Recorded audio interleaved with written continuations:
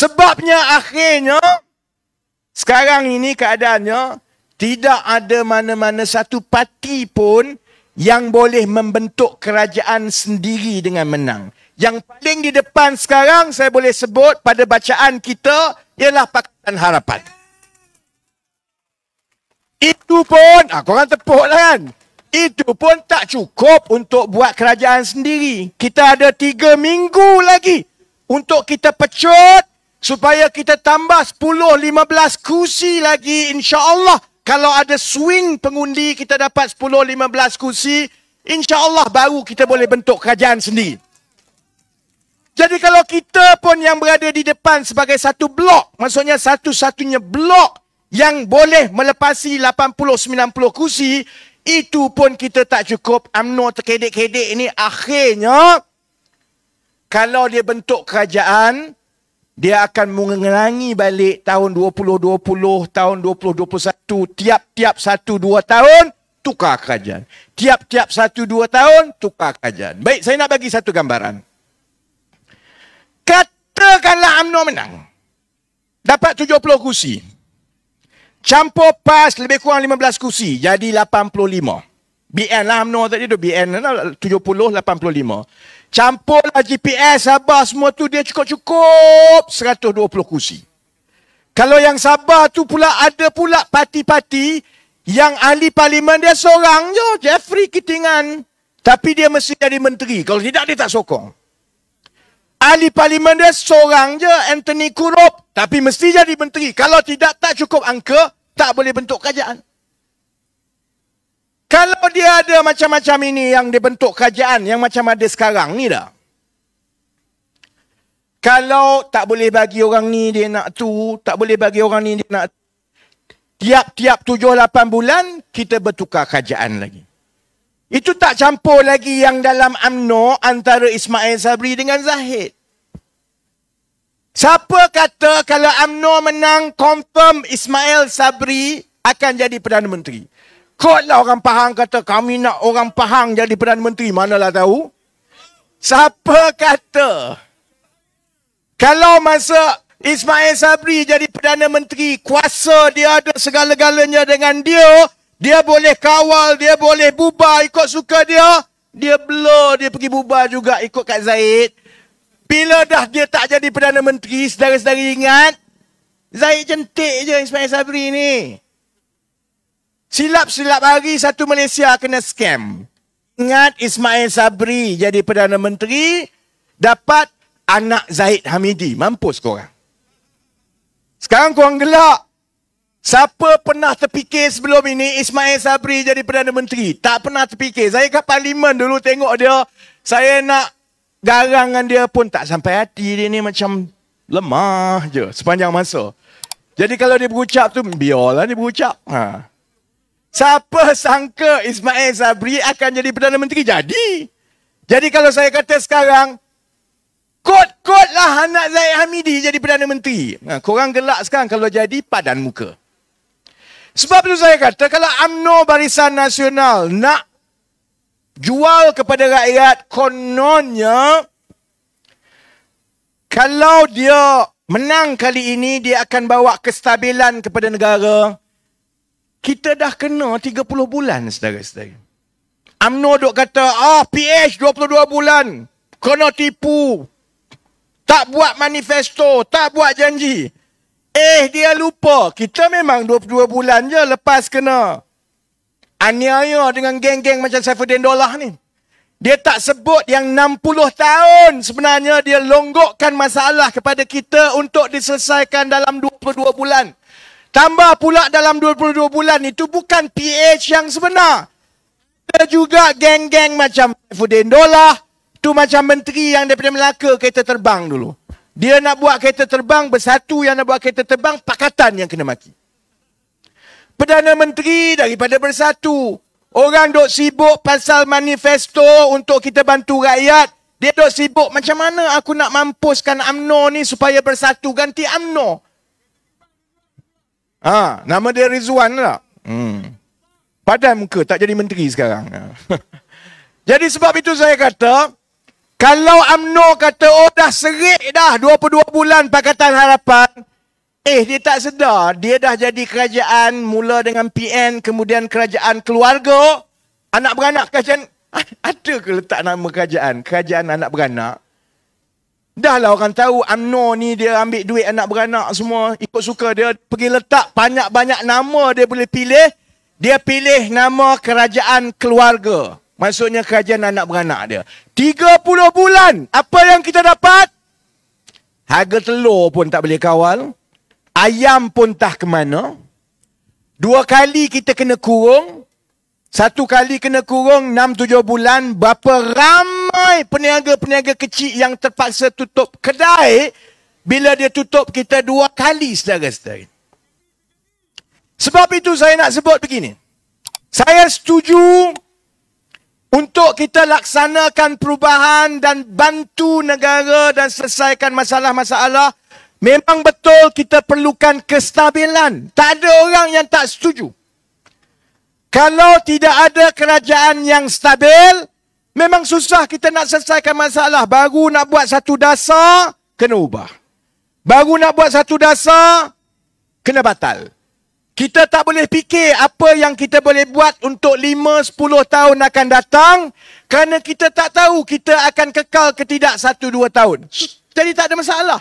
Semua orang setuju untuk kita perbetulkan masalah negara kita. Kita memang perlukan kerajaan yang stabil.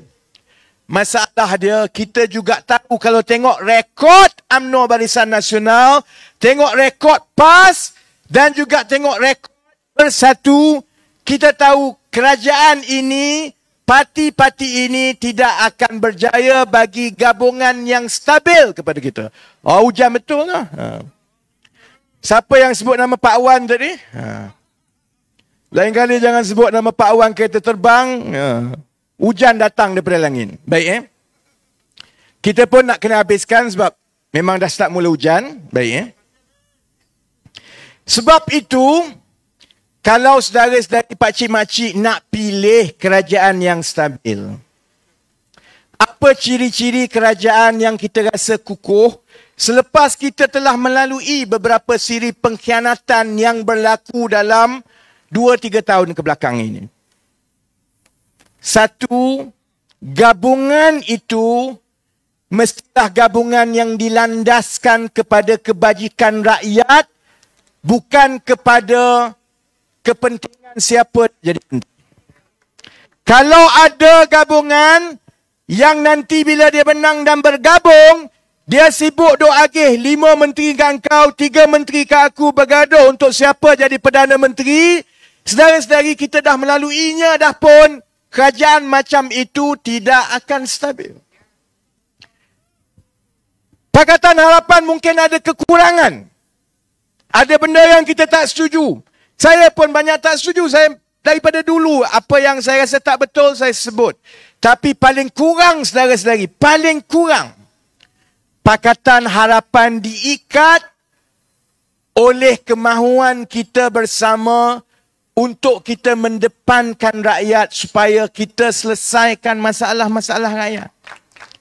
Dan rakyat Malaysia cerdik. Rakyat Malaysia tahu bahawa kalaupun saya kepada Pakatan Harapan, kalau mereka lalai, kalau mereka lemau, kalau mereka nampak ni dah goyang, rakyat pukul dulu bagi pengajaran. Dan Pakatan Harapan dah dapat pengajaran di Melaka dan Johor. Kita tahu bahawa kalau tidak tumpukan kepada rakyat, kalau nampak terlalu sibuk soal siapa nak jadi Perdana Menteri, nak ambil alih balik kuasa, rakyat tak suka. Rakyat ajar dekat Melaka, dekat Johor. Sebab itu, saudara-saudari, hari ini saudara-saudari tengok, Pakatan Harapan lebih baik daripada 7-8 bulan yang lepas. Soal kuasa, soal berebut, tak ada dah. Soal penting ialah bimbang kalau kita menang ini macam mana kita akan selesaikan masalah rakyat. Jadi yang pertama, tengok apa yang mengikat sesuatu gabungan. Kalau yang mengikatnya itu ialah mendepankan kebajikan rakyat, insya-Allah saudara-saudari, itu lebih stabil daripada gabungan-gabungan yang semata-mata bergantung kepada siapa nak jadi menteri, siapa dapat peruntukan. Yang kedua, kalau nak tengok gabungan itu kekal ataupun tidak, saudara-saudari tengok batang tubuh orang-orang yang memimpin dan memegang bersama gabungan itu. Orang selalu kata Rafizi ni tak pernah puji Anwar Ibrahim. Saya tak suka bodek. Dan saya tak rasa Anwar Ibrahim perlu dipuji. Sebab rekod dia semua orang sudah tahu. Tidak ada ahli politik dalam negara ini yang masuk penjara berjuang untuk rakyat sekian lama. Ada rekod baru ahli politik yang masuk penjara lebih lama daripada Anwar Ibrahim. Tapi dia kena penjara sebab dia sakau duit. Bukan sebab dia berjuang untuk rakyat. Najib Baskang, pemegang rekod baru. Najib, 20 tahun. Tapi dia sakau duit rakyat. Anwar masuk kali pertama berjuang untuk kemiskinan rakyat tahun 1974 dekat Baling. Kemudian kena penjara pula tahun 1998 sampai 2004 sebab bangun lawan rasuah dalam kerajaan. Kemudian 2015 sampai 2018 sebab UMNO Barisan Nasional takut runtuh UMNO Barisan Nasional bila Anwar berjaya pimpin gerakan rakyat melalui pakatan. Jadi kalau kita ada batang tubuh yang teruji seperti ini, yang sanggup berdepan, orang nak kata dia bakal PM sampai bila-bila pun, cakaplah paling kurang dia bakal Perdana Menteri, dia tak sakau duit, saudara-saudari. Paling kurang dia sanggup masuk penjara untuk rakyat. Kalau kita ada pakatan yang diikat oleh kebersamaan kebajikan rakyat, dan juga kita ada pimpinan-pimpinan yang telah teruji, InsyaAllah saudara-saudari kalau menang pakatan ini, InsyaAllah dia tidak akan terburai dan InsyaAllah dia akan kekal sampai satu penggal. Dan kalau kekal satu penggal, itu peluang kita yang paling baik untuk memperbaiki semua masalah-masalah yang sahabat-sahabat tadi dah huraikan. Kita nak selesaikan masalah perumahan. Tak bolehlah cara biasa sekarang ni fikir ambil duit, lantik syarikat swasta jadi pemaju bagi tanah kerajaan, pemaju ambil tanah kerajaan, buat rumah, baik jual kepada rakyat harga swasta. Tidaklah. Soal pendidikan, tak boleh dah nak bina sekolah pakai cara lama, guna konkrit cara lama, lantik kontraktor berlapis-lapis, sampai 1 tahun ada duit untuk buat 5 buah sekolah je. Belanjawan yang terbaru. 5 buah sekolah, 1 tahun. Tak boleh dah sekolah mahal. Maksudnya nak buat sekolah sekarang kena jenis sekolah pasang siap. Untuk kita selesaikan masalah tak cukup guru. Tak boleh dah kita nak ambil pendekatan yang lama. Latih dan latih. Lepas tu guru terpaksa melalui masa yang lama. Kemudian dibebankan pula dengan macam-macam hal pentadbiran. Sampai cikgu tak boleh tidur pukul 2 pagi. Esok nak mengajar ni. Cikgu Natrah ada sini. Tak boleh dah. Maksudnya cara sekarang ini orang semua dah guna teknologi, dah guna peranti, dah guna cloud. Kalau di negara-negara lain, cikgu-cikgu hanya tumpukan 100% kepada mengajar. Ada kaki tangan sekolah yang lain yang menjadi pembantu pengajar yang menguruskan soal-soal pentadbiran. Malaysia tak buat. Kalau kita nak buat semua ini satu persatu, maknanya kita perlukan perancangan yang panjang, 5 tahun, 10 tahun. Kita akan ambil masa sedikit, kita kena ada keberanian untuk bagi peruntukan yang besar untuk kita buat semua ini. Kalau nak buat, dia tak boleh dengan kerajaan keluarga 69, sekejap sayang, sekejap tak sayang. Sekejap Haji Hadi kata itik, sekejap Haji Hadi kata buaya. Aku tak tahu dah apa lagi Haji Hadi kata. Hari ini itik, esok tak apa. Lepas tu pergi bercium mulut juga. So, saya tak faham. Aku jadi confused. Yang mana satu ni terkeliru. Tak boleh dah. Sekejap yang ni kepis, sekejap yang ni baik. Sekejap perpaduan ummah, tapi perpaduan ummah hanya Melayu-Melayu yang tak ada dalam pakatan. Kita bukan Melayu ke? Jadi, kalau kita lantik kerajaan dan keputusan pilihan raya kali ini menghasilkan kembali gabungan kerajaan yang ada UMNO tak cukup nak buat kerajaan, kutip daripada PAS sikit, kutip daripada Bersatu 12, kutip daripada parti-parti kecil dekat Sabah, Sarawak semua, saudara-saudari kerajaan akan bertukar silih ganti tiap-tiap 1-2 tahun. Habis satu lagi penggal, kita takkan ada satu perancangan jangka panjang pun untuk kita menyelesaikan masalah-masalah ini. Jadi, saya pun nak kena berhenti. Kalau ikut saya nak sambung sampai 12.30. Sebab ini tempat Saifuddin Dollah. Kalau tempat lain ceramah berhenti pukul 12, Saifuddin Dollah kena berhenti 12.30 lah. Tapi musim hujan, saya pun tahu pakcik-makcik adik kakak kena kerja esok. Saya pun kena balik ke Kuala Lumpur terus. Esok seawal 8 pagi dah ada kerja. Jadi saya nak tutup begini. Indra Mahkota, Kuantan, rapat di hati saya. Sebab saya orang tempatan. Saya budak Kemaman, 40 km je daripada sini.